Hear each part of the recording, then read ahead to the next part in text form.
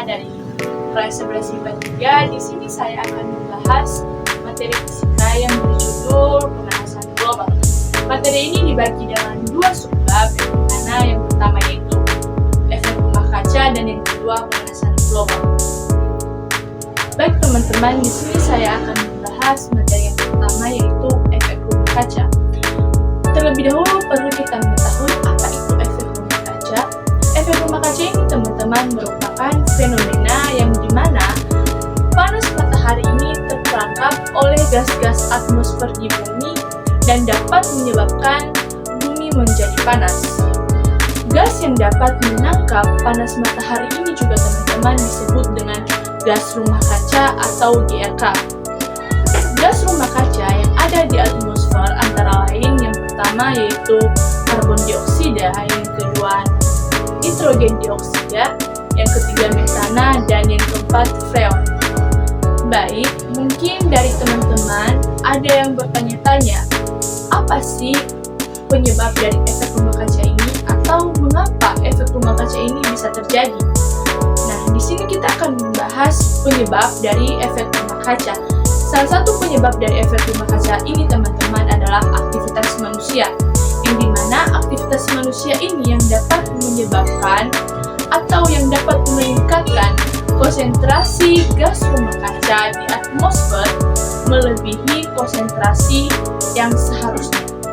Nah, setelah ini kita akan membahas beberapa aktivitas manusia yang dapat menimbulkan efek rumah kaca.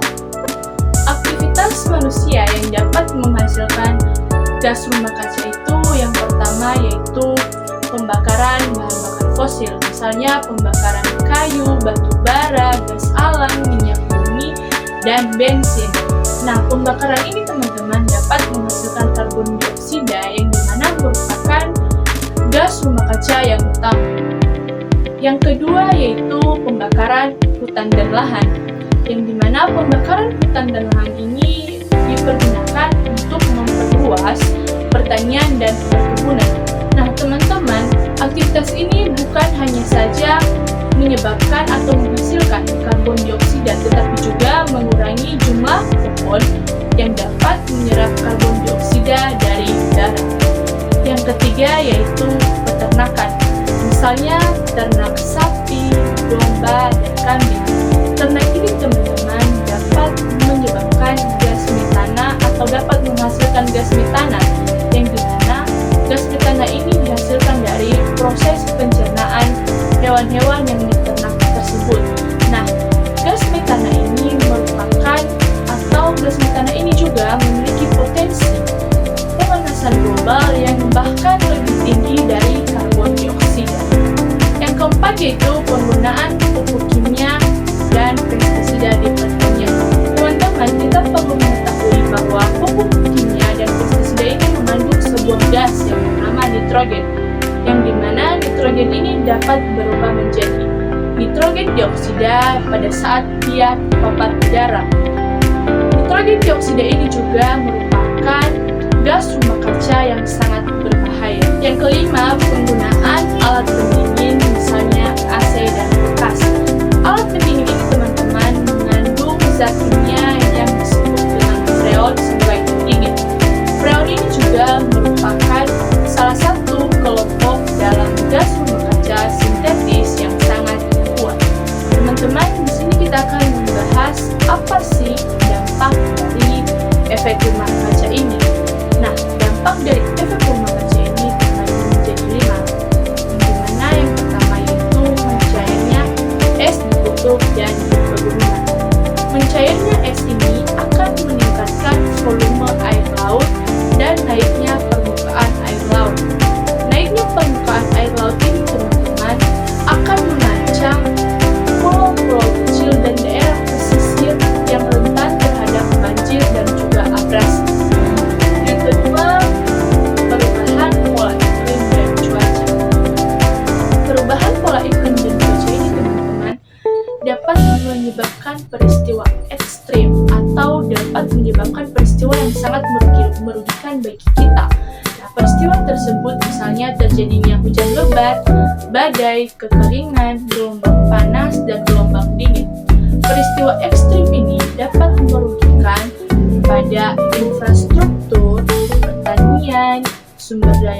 air, dan juga ekosistem.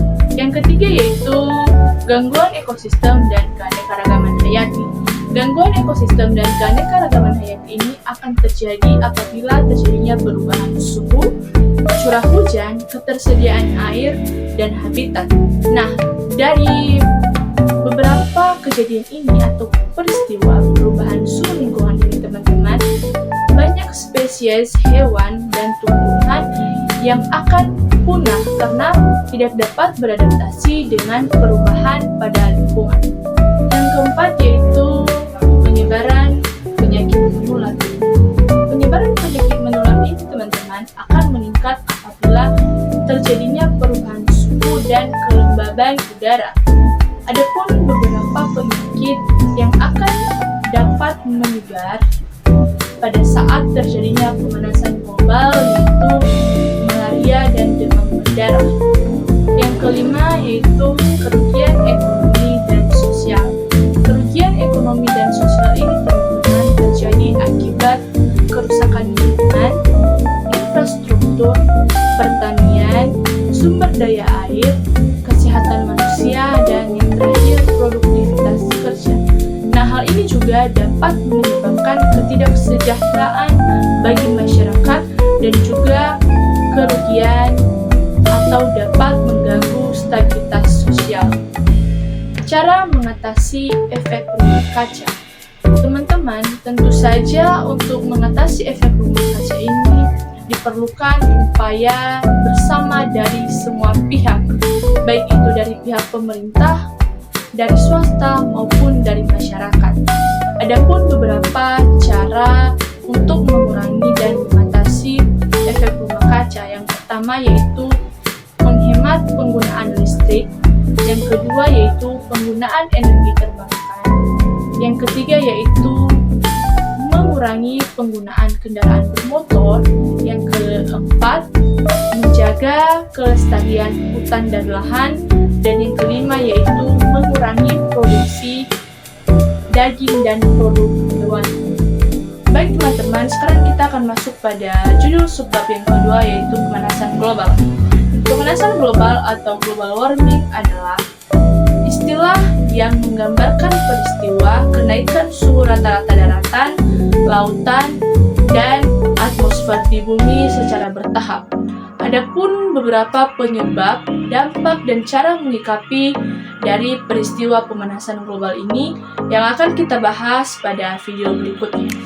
Baik, di sini kita akan membahas beberapa penyebab dari pemanasan global. Yang pertama yaitu meningkatnya gas rumah kaca. Gas rumah kaca ini terjadi karena adanya pembakaran minyak bumi, seperti pembakaran batu bara dan juga pembakaran gas alam. Yang kedua yaitu efek rumah kaca. Efek rumah kaca ini menjadikan panas yang berada di bumi tidak dapat dipantulkan keluar angkasa, tetapi terperangkap di atmosfer bumi. Yang ketiga yaitu polusi sampah plastik yang tidak dapat didaur ulang. Polusi sampah plastik yang tidak dapat didaur ulang ini, teman-teman, apabila terkena sinar matahari dapat atau bisa menghasilkan gas metana, yang dimana gas metana ini juga dapat dikatakan sebagai salah satu penyebab utama terjadinya perubahan iklim. Yang keempat yaitu boros penggunaan listrik. Boros penggunaan listrik ini, teman-teman, membuat cadangan energi listrik semakin menipis karena energi listrik ini dihasilkan dari pembakaran batu bara, yang dimana apabila kita terlalu sering atau terus-menerus melakukan pembakaran batu bara akan menyebabkan atau dapat terjadinya peningkatan pemanasan global. Yang kelima yaitu polusi udara akibat asap industri pabrik. Nah, teman-teman, asap dari industri pabrik ini dapat menyebabkan polusi udara dan tercemarnya polusi lingkungan, sehingga hal ini dapat menyebabkan pemanasan atau dapat meningkatkan pemanasan global. Yang keenam yaitu penebangan pohon, kerusakan, dan pembakaran hutan. Teman-teman, perlu kita ketahui bahwa pembakaran hutan dapat menyebabkan pemanasan global, yang dimana hutan Hutan ini berfungsi sebagai penyerap karbon dioksida dan juga hutan ini dapat menghasilkan oksigen. Sekarang kita akan membahas dampak dari pemanasan global. Adapun beberapa dampak dari pemanasan global ini teman-teman, yaitu yang pertama, meningkatnya temperatur bumi di beberapa wilayah dan juga perubahan iklim. Yang kedua yaitu mencairnya glasier sehingga permukaan air laut meningkat dan menyebabkan daerah pantai akan terendam. Yang ketiga yaitu peningkatan suhu akan menyebabkan meluasnya kepunahan spesies dan kerusakan pada organisme dan ekosistem.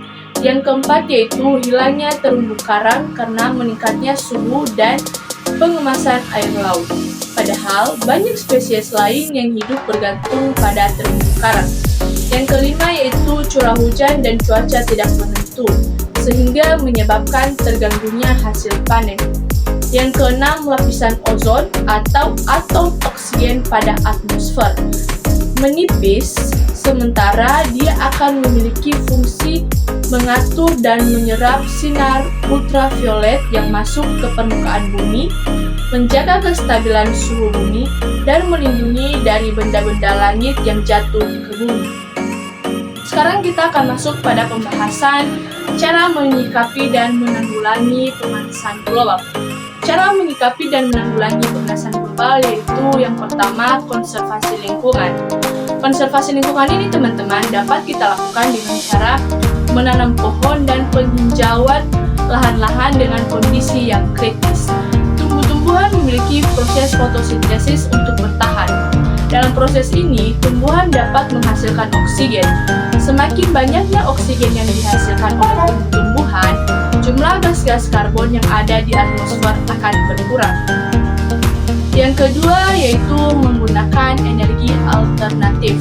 Penggunaan energi alternatif dapat mengurangi penggunaan energi bahan bakar fosil. Contohnya minyak bumi dan batu bara. Bahan bakar fosil menghasilkan banyak emisi gas karbon yang diakibatkan oleh proses pembakaran bahan bakar tersebut.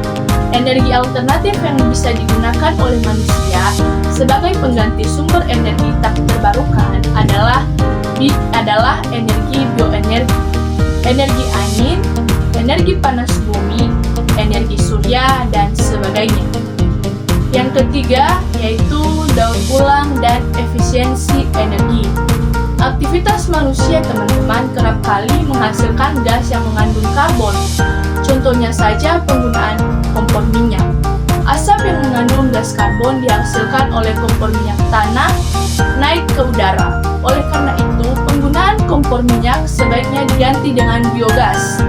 Biogas dapat dimanfaatkan sebagai sumber energi panas yang berasal dari sampah organik yang telah didaur ulang. Yang keempat yaitu edukasi masyarakat mengenai masalah lingkungan. Edukasi masyarakat mengenai masalah lingkungan ini sangat penting. Masyarakat dunia perlu memiliki edukasi dan pemahaman terhadap masalah lingkungan agar sama-sama bersatu untuk menanggulangi masalah tersebut. Pemahaman mengenai pola pikir dan perilaku manusia yang berdampak kepada lingkungan diperlukan agar masyarakat memiliki kesadaran dan akan menumbuhkan rasa cinta terhadap lingkungan. Selain itu juga teman-teman, masyarakat perlu menegakkan hukum mengenai perlindungan dan pelestarian lingkungan agar tidak adanya penebangan hutan